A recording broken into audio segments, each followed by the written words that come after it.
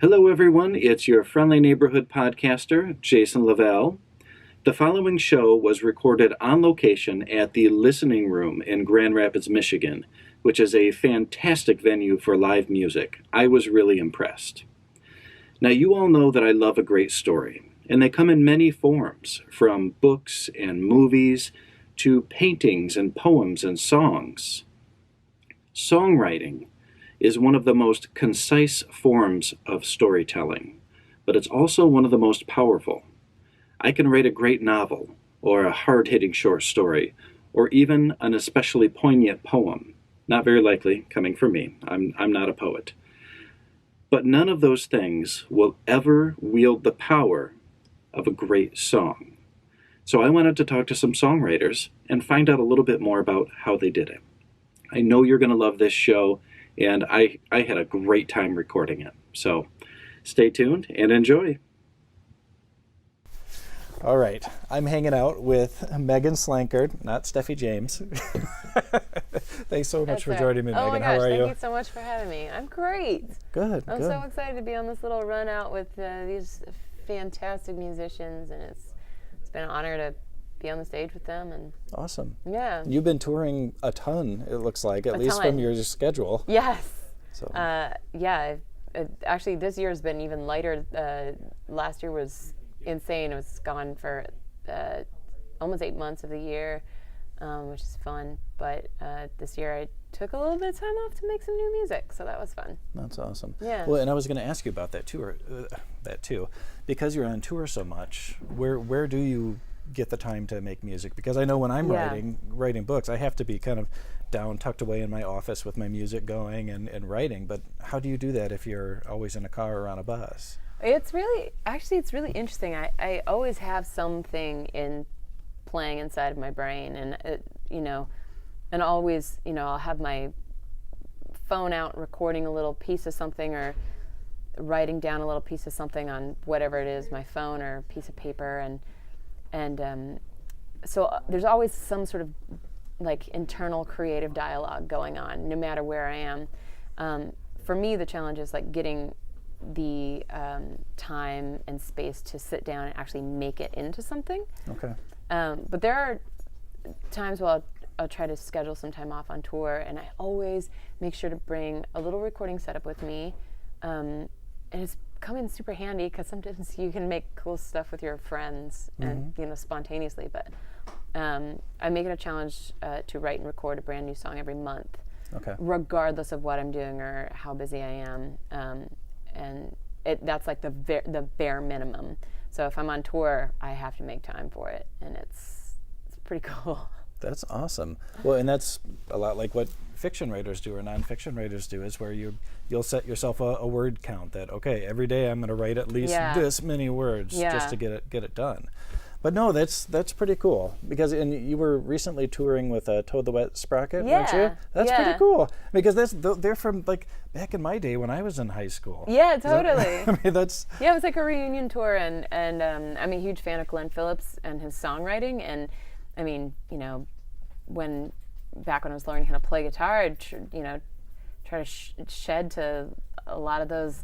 Like acoustic, the 90s, acoustic 90s music was really fun to learn, I'd learn like definitely like a bunch of retro stuff, like the Beatles and Bowie and Led Zeppelin, but like the songwriting thing, when you like, Glenn Phillips he's a hell of a songwriter, he's a hell of a lyricist, and he's an intelligent human being. So like, it was like intimidating and like inspiring in all one beautiful package, and to just see him do what he does in his element and go on that tour with him. I brought a 3-piece, and we were all just like, we just sit there and watch their set every night after night, and it was amazing. It's super inspiring. That's awesome. That is so, and it so brings me back. I mean, because the 90s were my time for music. I mean, I connected with that music so much. It was great, and even now I'm an old man, and I still love it. Whenever we see documentaries on the 90s, I was like, oh yes, remember that song? That was my jam. Yeah, I think the 90s, like going back, was a really good time for acoustic guitar. I remember, like like the Lilith Fair. I was a little too young for it, but like the Lilith Fair stuff and all of that, all those, like it was pretty empowering for women and songwriting and all of that. And there's a lot. I think there's a lot of good tunage happening that time. Oh yeah. Yeah. Well, and speaking of being empowering and having female songwriters and singers, I mean, you're on this tour with all female singer-songwriters, which is pretty amazing, right? Yeah, absolutely. It's actually it's fun to like sit here on stage and just be blown away by the talent that's surrounding me and just be so inspired. I was actually talking to them earlier today, and it's, you know, I have primarily toured with men, just as there are lots of men in the industry, but having this is like the most comfortable and the safest and most supported I've ever felt. Not that I don't with my own bandmates who are dudes and I've been touring with for years and years and years, but like there's another wavelength, and I don't even like we don't sit around and like say like, oh, we're a bunch of women on tour. It's just like we're people on tour, and I'm like blown away by the talent of these people who happen to be women who are like incredible. They shred, and they're amazing lyricists and incredibly like intelligent songwriters, and it's like it's amazing. It's fun to be on a tour where that's completely supported, and it's amazing. Yeah. Well, and it's funny, as I was just talking to Sav and Katie, and they also said that they feel so safe on this tour. Yeah. And I think that's a really cool thing, and I think that's an important thing too. And you know, and it's okay to say we're, you know, a bunch of singer-songwriters and we're all women, and that is badass. I mean, I've got 3 girls that we're raising, and they're all amazing, and they're so smart, and they're a little vicious. I mean, just like let's face it, girls are a little vicious, and that's okay. They can kind of have to be in this world, because this is not exactly a friendly world for everyone. But that's another kind of show. I won't get too deep into it. You know, I have strong feelings about that. But you were talking about songwriting and how you capture these little bits and pieces and write them down, and then go back to it later. I think that's interesting, because I also have a little notebook that I'll jot stuff down in, or sometimes just notes in my iPhone. But do you feel like you're able to get back to that feeling that you had when you jotted that down? Well, sometimes I feel like that the thought needs to marinate for a minute. Like it'll just be like confetti in the wind sort of thing, where you like see something pretty and you collect it and you put it in your little box of pretty things that you can pull out later. I mean, they're not always pretty. Some of them are ugly, but they're great little gems to put in a song or something. I do know sometimes if I'm like rushing around and I have a thread, pull a thread, and like if I don't continue to pull this, I'm going to lose what this meant to me at this time. So I'll sort of, if at all possible, I'll sit down and like try to figure out where that's going. Okay. But sometimes I know, hey, this is okay. This one's cool to marinate, and this one needs a little bit more time. Okay. Or this means nothing to me right now, but it sounds cool, and I'm going to use it later. It's going to be useful later. Yeah. And usually for me, those threads, you know, that need to be pulled, it's always like, as I'm in the shower getting ready for bed at the end of the night, I'm like, well, I can't sit down and write for an hour. You know, so it's sometimes tough to keep up with that. Yeah, but sometimes it's like your mind in the middle of the night, or like when you know you're supposed to be doing something else, your mind's like, hey, I got something for you, and you're like, not now. Well, and I like the idea of the confetti in the wind. I think that's really cool, and I think I'm gonna use that when I'm talking to people too, because it really is. It's like, you know, you've got all of these ideas or these words that are just kind of blowing around you, and it's up to you to try to pick the right ones out to put this together. And every once in a while, like, ooh, this is you're fun. Like, ooh, I like this one. Great. This has the gold foil. This is a good one. Yeah, I mean, I've sort of grown up with this like feeling of like there's always this energy, like I'm not even in a woo-woo way, but there's like this energy inside. It's like the hum. It's like you're what you're resonating at. You're whatever your frequency is, and like that hum, if you listen closely enough, like everything, there's a vibration in everything, right? It's like the world, we're all made up of energy and particles and things like that. And so it's like if you listen close enough to what that is and like find out what you truly want or need, it's like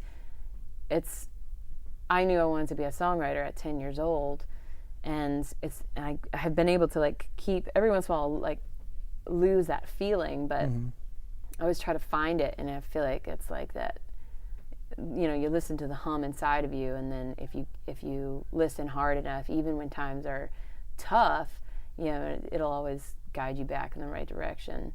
It does sound a little woo-woo, but you know, you said that, but I don't think there's anything wrong with being a little woo-woo. I think that we can really benefit from more people being a little woo-woo. But you know, we've got all these energies that we try to capture, and like you said, some of them are a little ugly. You know, what sometimes it's do you the ever? Best ones. Yeah, you know, what kind of dark stuff? You know, what kind of stuff has given you trouble writing that was a little uncomfortable? Writing about myself is very difficult sometimes, and you know, I don't have really a problem writing about difficult things. I've written a lot about things that I sort of put myself in tentatively, like, you know, make the story about someone else, but like maybe sort of through my own experience, but through somebody else's eyes, so I don't have to deal with it or explain it as being mine. Like, I don't have to accept responsibility for something that feels too vulnerable. Okay. But I've been actually recently writing a lot more of my own personal things, and that's been very challenging and very exhausting. But I think people are really connecting with that music, and I feel like there's something about the honesty where people are like, yeah, I've been there. And even if the experience is different in some sort of different way, like the names and the places are changed, there's like some sort of like, I can relate to the feeling that I feel in this song, that I feel like you're giving me this, and I can relate to that. And it's very rewarding in this sort of like, you get to share an experience with somebody in this through something beautiful, which is like, you know, notes, pitches, and rhythms. It's so nice. Well, and you have this darkness that might be inside you. It might be out there in the world as an energy, but you're able to take the darkness and turn it into something beautiful. And that the darkness is still inside there, but it's in a form that we can all appreciate. And I think that's pretty special. Yeah, it's fun. I think art is like a good, I wouldn't even say it's substitution, because I don't think there's anything wrong with doing both. Like, it's another good method of therapy. Like, I do feel very fortunate that I get to be in an industry where I can express myself, and you can take a flavor or a color like pain or regret or anger and turn it into something productive. And I think that is very beautiful, and you can do that with any kind of art, really. And I think that's such a very, like, if I couldn't do that, if I couldn't express those feelings, I feel like I would be a very lost human being. Well, and that's what this show is all about, you know, is us telling these stories, either whether it's through writing or singing or you know, graphic design or painting. It's us that's being bared for other people to see. Totally. And it can be scary, as you know, we both know. It can be really scary, but also, like you said, really, really rewarding, because you're able to touch people and connect with them in ways that most people will never experience, and that's an awesome thing. You know, and for you, this is also a business. You know, so how do you juggle that? This energy and this passion and this love, with also the business side of it. You know, is that something you have to do yourself, or do you have a business manager that you say, okay, I don't want to deal with this? Well, I mean, it's been something that I've struggled with my entire life, and like, it's actually even gotten in the way of relationships, because like I need to create, and that's like, I just have to. Like, I can't not, and I need to create a specific way, which is like, if I feel something needs to be created, I need to create it.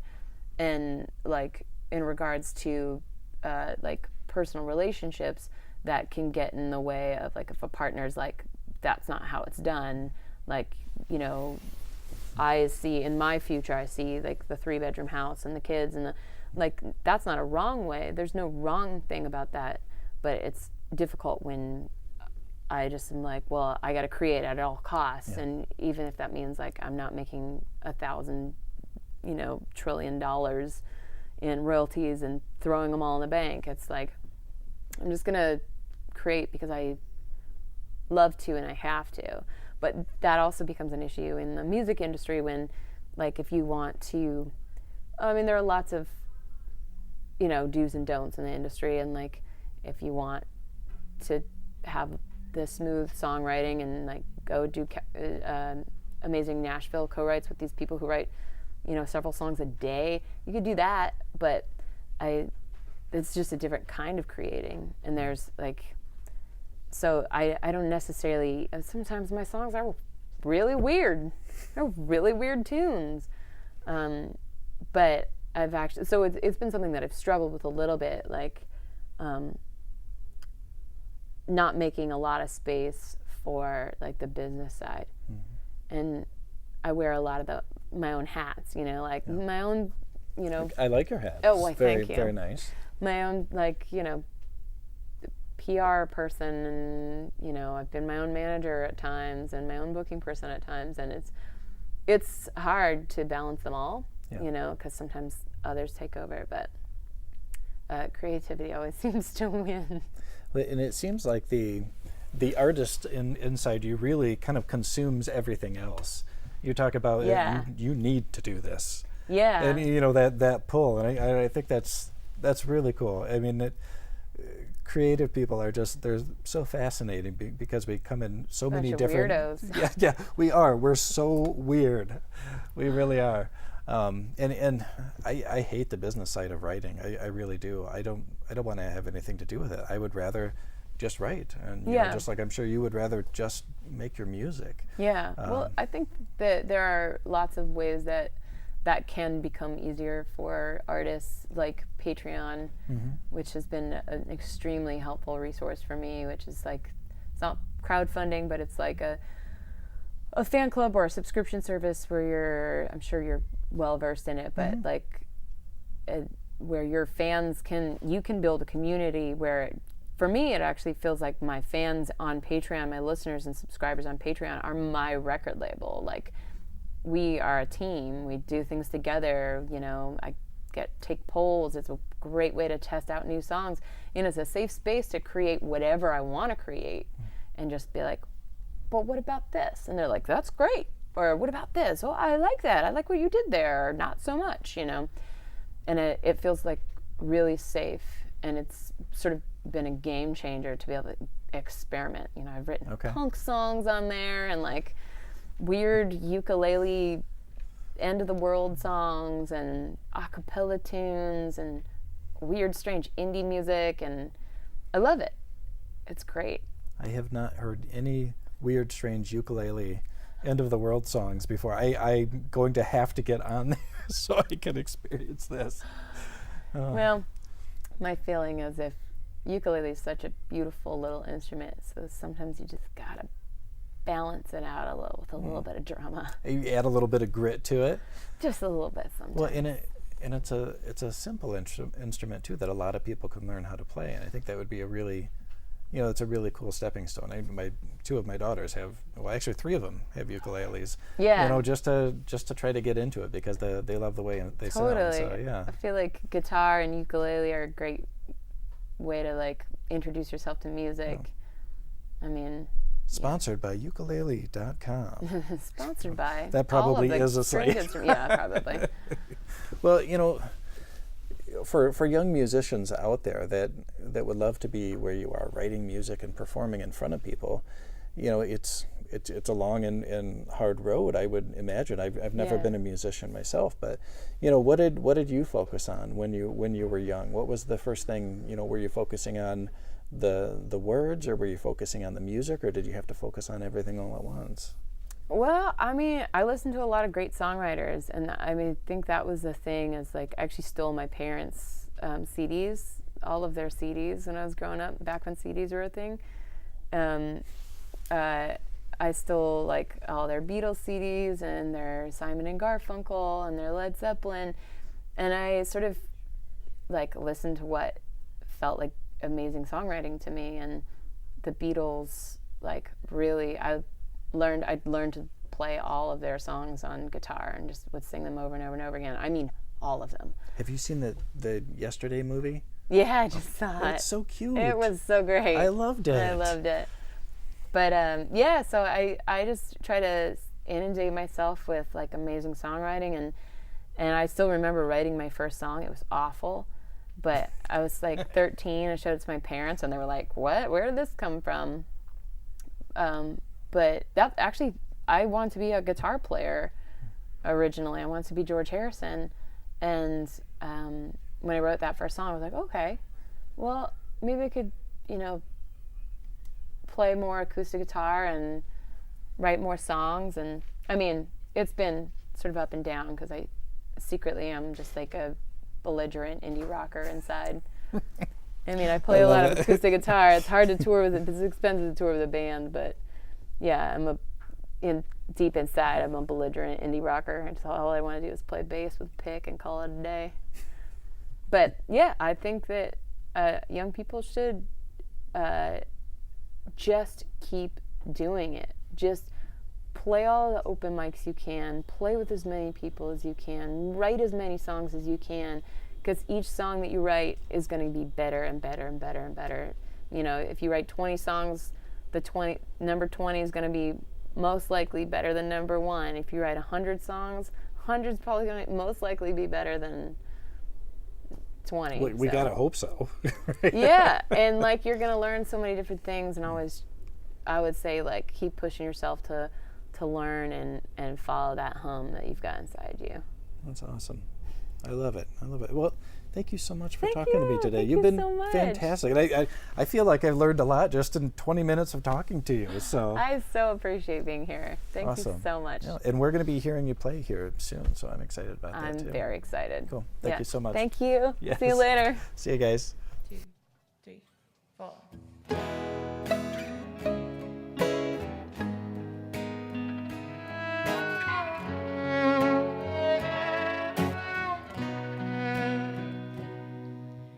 Words are flowing out like endless rain into a paper cup. They slither while they pass. They make their way across the universe. Pools of sorrow, waves of joy are drifting through my open mind, possessing and caressing me. Jai Guru Deva Om. Nothing's gonna change my world. Nothing's gonna change my world. Nothing's gonna change my world. Nothing's gonna change my world. Images of broken light that dance before me like a million eyes. They call me on and on across the universe. Thoughts meander like a restless wind inside a letterbox. They tumble blindly as they make their way across the universe. Jai Guru Deva Om. Nothing's gonna change my world. Nothing's gonna change my world. Nothing's gonna change my world. Nothing's gonna change my world.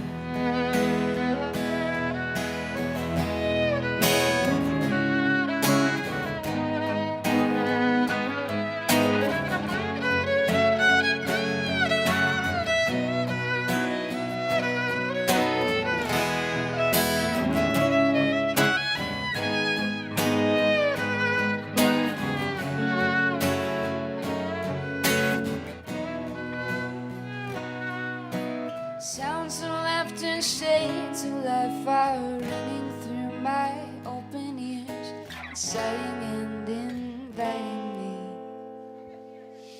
me. Limitless, undying love which shines around me like a million suns. It calls me on and on across the universe.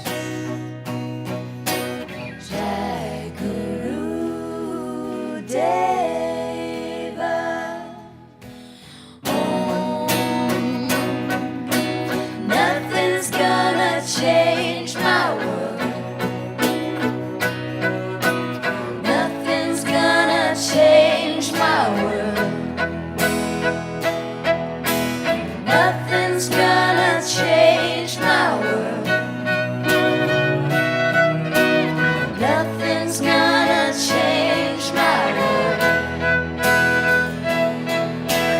Nothing's gonna change my world. Nothing's gonna change my world. Thank you so much for tuning in, everyone. You are the reason I'm doing this, to share my love of story with all of you. I want to say a couple thank yous here.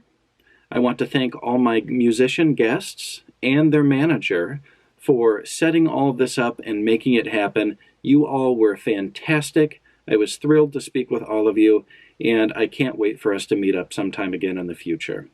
I want to thank my publicist, Creative Edge Publicity Services. They've supported this show from the beginning.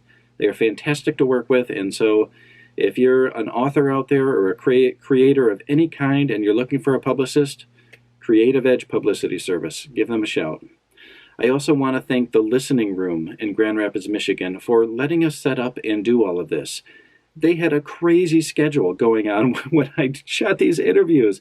You know, there are people running around trying to get things organized, and they were kind enough to let me set up and do a podcast in the middle of all the madness. So thank you so much to the Listening Room. All right, guys, that's it for today, and I can't wait to see you next week. Take care.